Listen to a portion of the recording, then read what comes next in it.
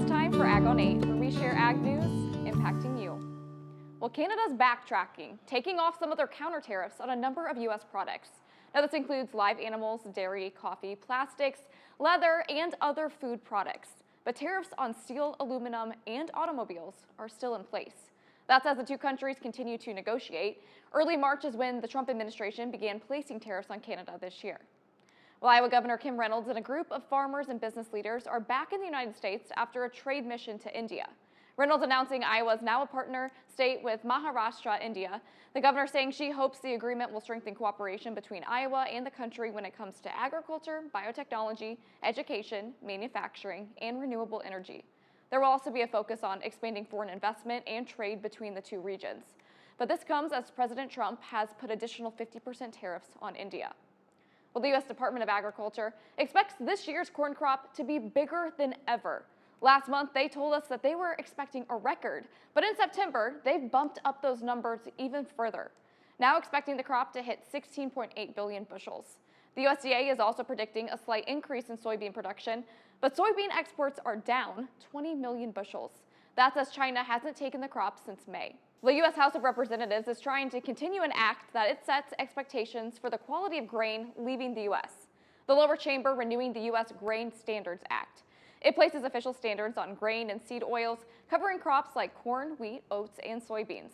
In a release, the National Grain and Feed Association sharing in quote, "This is a must-pass bill for the entire grain value chain. It ensures confidence and continuity in the grain inspection system." The legislation now goes to the Senate, and if not passed by both chambers, the current act expires on September 30th. Well, a new report is out trying to get to the bottom of American health issues. The second Make America Healthy Again report follows the first report shared back in May. Now, here's what it includes. Whole milk could be making its way back into schools, and new dietary guidelines are also on the horizon. Now, along with possible reinstatement of the school presidential fitness test. And on the farmer side, numerous agriculture associations are bigger fans of this release than the past. Back in May, those groups worried the pesticides and other chemicals farmers use could be limited. But now many feel as though there are less farmer restrictions. And it's why I caught up with Ed Thomas. He's the Vice President of Governmental Affairs for a different kind of farmer input, fertilizer. Now he explains the difference between the many tools that farmers use and how precision agriculture could play a bigger role in the future. How are you today, Ed?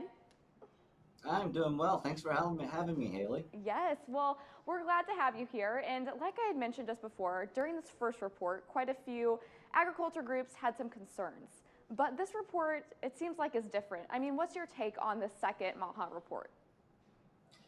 Yeah, so we are, really grateful for President Trump and his administration for really reaching out and working with the ag community, especially with us here at the Fertilizer Institute. I think we were able to really bring our resources to the table and inform that report to make real strides in making healthy food for the children and for the American public, to be frankly, yeah. And so what differences from that first report are in this report that you're more pleased about? Well, it's more of a focus on soil health, how we can implement conservation practices, standards to make to really target nutritional fertilizers to get to those plants, innovative products that are on the market. There's a lot of biological type of innovative products that are coming to market that are improving soil health. A lot of things that are in the growers and farmers toolboxes to really improve that and drive that message home, and making the plants more healthy, which, if they're more healthy, they increase more nutrients, which are essential elements for our bodies to metabolize. Yes. Well, agriculture seems to be, pretty pleased with this report, but not everyone is happy about it. I know that there's some anti-GMO and pesticide groups, such as Moms Across America, that are kind of disappointed in this. And they believe that some of these chemicals need further review. I mean, what's that application process like for the chemicals that farmers use on their crops maybe every year? Right. So I'd like to back up just a little bit because I think there is a misunderstanding, a fundamental misunderstanding by a lot of Americans that just don't understand the differences between the crop inputs. So for example, fertilizers are plant food. You have to eat to stay alive. If you don't, you wither away, or you get really upset and start protesting that you don't have enough food. So And they are fundamentally different from pesticides, which I like to akin to medicine. Like, so if you don't take your high blood pressure medicine or your insulin for diabetes, you're gonna wither away. You're gonna die. You're not gonna do as well. And so those are really different inputs and have different functions for plant health. And the process that pesticides have to go through is extremely stringent. It's very thorough. It is world renowned. We're the best in the world at vetting the safety of our pesticides. So, but you really do need to understand the differences between pesticides and herbicides and fertilizers. And frankly, there's another very innovative product that's entering the marketplace called plant biostimulants, which these are biological components and different really innovative compounds that help plants do better under stressful conditions. Earlier, you were talking a little bit about some of these inputs and some of this precision agriculture, and I know the EPA Administrator Lee Zeldin talked about precision agriculture during this press conference. I mean, what role does that play in the future of a lot of these inputs that farmers are using? Yeah, it's amazing. These farmers are so they are scientists in the field. They are using agriculture. They're using this innovation in the space. Getting that fertilizer, getting those herbicides and pesticides directly applied to that weed or to that pest, and getting that fertilizer next to the plant and in the ground and available to that plant when it needs it, right? And so technology has just come so far that I would love to get a class of a couple million people in the field to really show them how innovative farmers are and how important it is and how far we've come from really applying those inputs in a very precise manner. Well, thanks for joining us. I appreciate you being here. Well, this summer's heavy rain and humid conditions have created the perfect environment for plant disease. Emma Bucher takes us to a field in Mercer County, sharing how tar spot is hurting farmers. This summer, we've seen a number of heavy rain events and hot, humid days.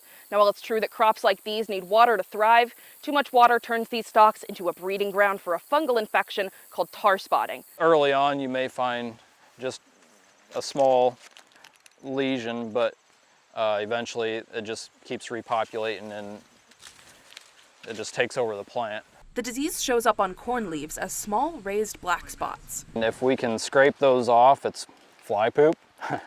But if we can't scrape off these little black spots, then we know that's tar spot. Once it takes hold, it blocks photosynthesis, weakening the stalk and producing smaller ears. And so we may have the same amount of kernels as a normal crop, but the kernel weight will be significantly less. Farmer Chad Bell has about 1,700 acres of farmland, half of which is corn. He's losing 30 to 40 bushels per acre to the fungus. The big impact this year is not only some of this disease pressure, but also the crop prices. So when we have maybe a little less crop than we had hoped for, plus low prices, it really hurts the pocketbook. This is Bell's only field of mixed hybrids. One hybrid is hit harder by the tar spot. For the first time, he's combining them at separate times, starting with the weakened crop as early as next week. Good, bad, bad, bad. Not much is known about tar spot. It's a relatively new issue in the bi-state region, first popping up here in 2021. That was a pretty significant hit to our yield in certain fields, and this year it sure appears like it's going to be the same deal. Now, farmers across the Midwest are battling the fungus. Bell says there's nothing you can really do once the crop is infected, besides trying to lessen the damage with fungicide. Emma Bucher, WQAD, News 8. Well, here locally, agriculture touches everyone, no matter who you are. And third graders from Davenport schools spent time getting a first-hand look at farming during the Riverbend Fall Ag in the Classroom event.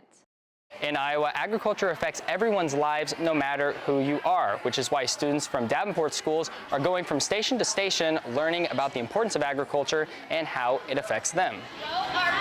Third graders from Harrison, Eisenhower, and Adams elementary schools stepped into the world of farming at the Riverbend Fall Ag in the Classroom event.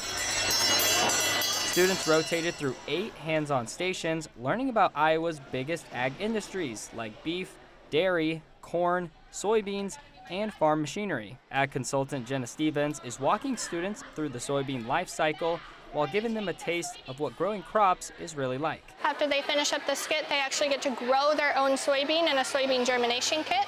They're going to put the soybean inside of a bag, add some water and some sunshine, and when they get back to school, they're going to plant it in the soil and be able to grow a new plant. And we think it's important for students of this age group to be exposed to learn what's going on farms and what farmers are doing in Scott County. In Davenport, Drew Coffey, WQAD News 8.